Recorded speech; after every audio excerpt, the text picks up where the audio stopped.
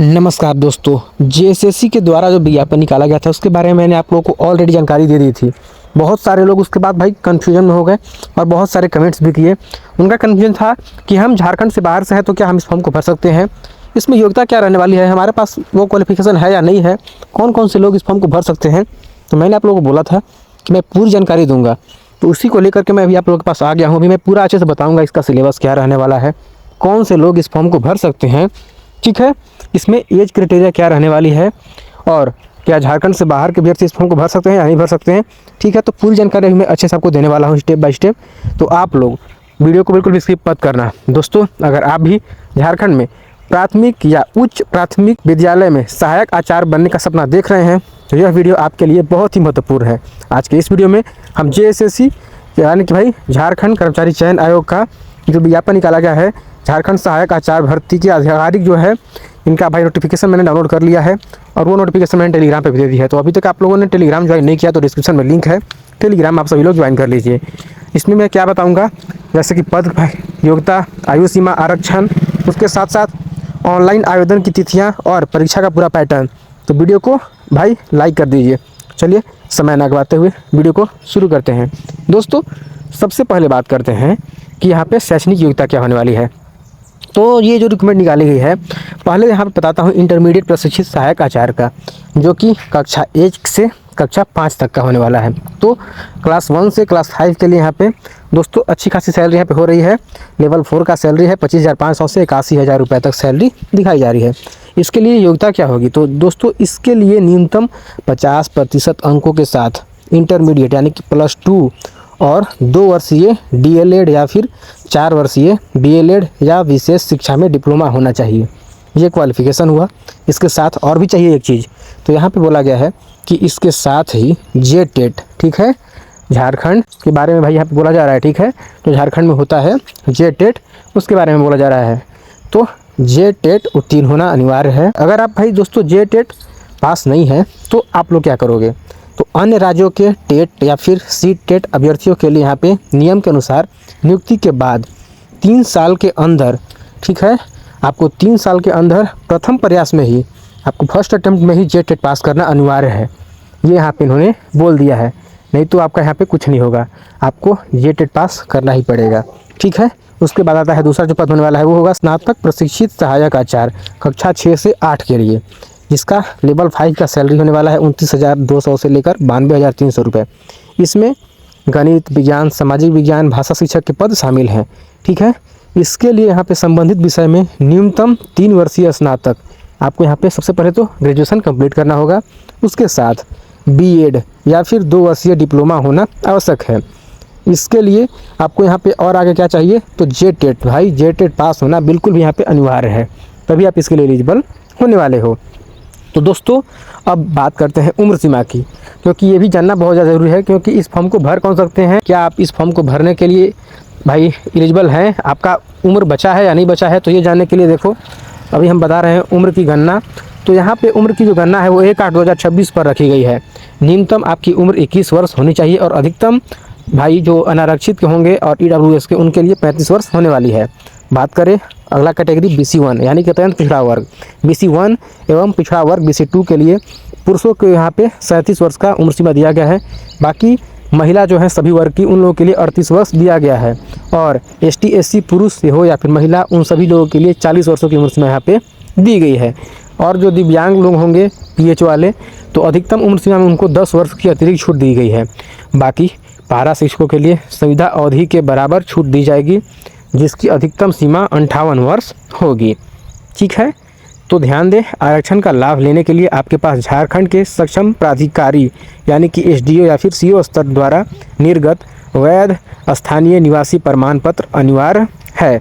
तो आपको भाई अगर प्राथमिकता चाहिए तो आपको झारखंड का रेसिडेंसी सर्टिफिकेट बनवाना होगा, नहीं बना है तो बनवा लीजिए भाई, टाइम भी नहीं बचा हुआ है, जल्द से जल्द बनवाना होगा आप लोगों को, ठीक है, जो कि आपको यहाँ पे SDO या फिर CO स्तर के होना चाहिए।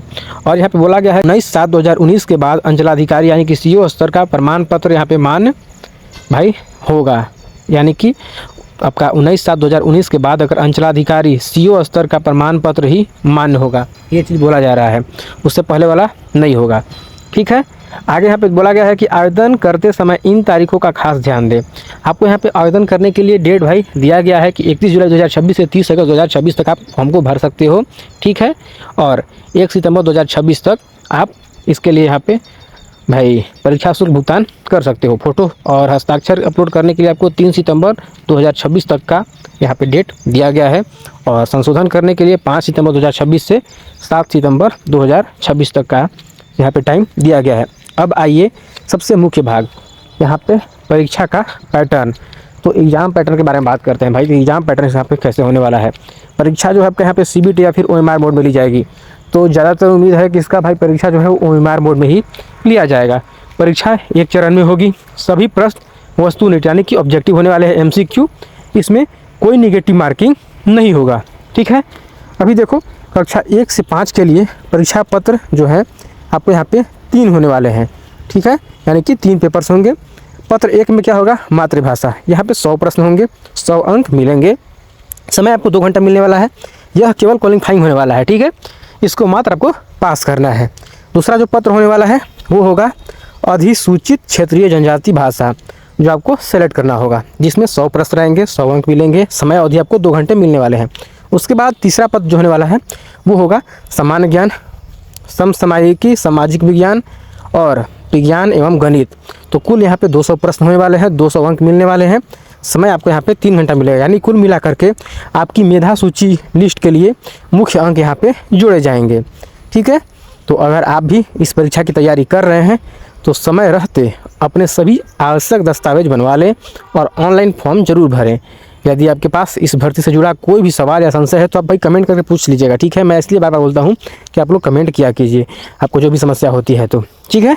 तो दोस्तों अब मैं आप लोगों को इसका सिलेबस के बारे में बताऊंगा, ठीक है, क्योंकि सिलेबस जानना बहुत ज़्यादा ज़रूरी है। आप लोगों को तो मैंने बता दिया कि आप लोगों को भाई क्या यहाँ पे योग्यता मांगी गई है, तो वो सारी चीज़ आप जान गए होंगे अच्छे से। तो दोस्तों बात करते हैं आप लोगों के लिए कि यहाँ पे पढ़ना किस तरीके से है, ठीक है। तो आप लोगों को दोस्तों सबसे पहले बात करते हैं जो कक्षा 1 से 5 का पैटर्न है। इसमें यह केवल आपको 30% अंक लाना है, ठीक है। क्वालिफाइंग है तो इसमें आपको पास होने के लिए मात्र 30% अंक लाना अनिवार्य होगा। 30% अंक अगर नहीं लाओगे तो आपका जो प्रश्न पत्र 2 है और प्रश्न पत्र 3 ये आपका चेक नहीं किया जाएगा। क्षेत्रीय भाषा आपको मैंने बता ही दिया, और सामान्य ज्ञान और विषय जो कि 200 अंक का होने वाला है ये भी बता दिया। तो यहाँ पे कक्षा 6 से 8 के लिए बात करते हैं। तो कक्षा 6 से 8 का जो पैटर्न है वो 4 पेपर होने वाले हैं। इसमें कुल 4 पत्र होंगे। पत्र 1 में मातृभाषा होगा जो कि भाई 100 अंक का होने वाला है। यहाँ पे मात्र 30 भाई लाना है नंबर, आप पास हो जाओगे, ये भी क्वालिफाइंग है। फिर पत्र 2 की बात करते हैं तो पत्र 2 आएगा। पत्र 2 में आपको 100 प्रश्न पूछे जाएंगे क्षेत्रीय भाषा से। पत्र 3 में आपका सामान्य ज्ञान रहने वाला है 100 प्रश्न, ठीक है। उसके बाद पत्र 4 पर आते हैं। यहाँ पे आपका मुख्य विषय 180 अंक का होगा, जैसे गणित विज्ञान, सामाजिक विज्ञान, सामाजिक विज्ञान या फिर भाषा जो है आपका। और उसके बाद ध्यान दें 4 में भी आपका यहाँ पे जो होने वाला है पत्र 4, उसी में भी कम से कम आपको 33% अंक लाना अनिवार्य है, तभी आप मेधा सूची की रेस में रहेंगे, ठीक है।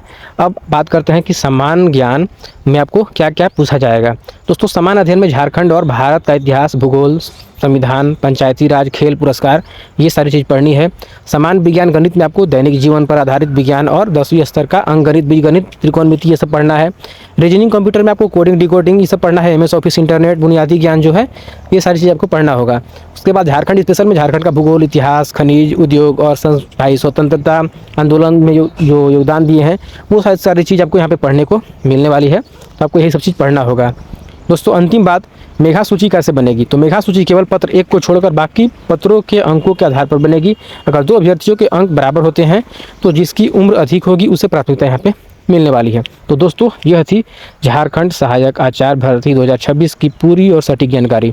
अगर आप चाहते हैं हम इसके विस्तृत सिलेबस या फॉर्म कैसे भरें इस पर वीडियो बनाएं तो नीचे कमेंट में JSSC 2026 जरूर लिखें। अगर यह जानकारी आपको काम की लगी तो इस वीडियो को अपने सभी DLED BEd वाले दोस्तों के साथ शेयर करें। वीडियो को लाइक करें, चैनल को सब्सक्राइब करें, बेल आइकन दबा देना।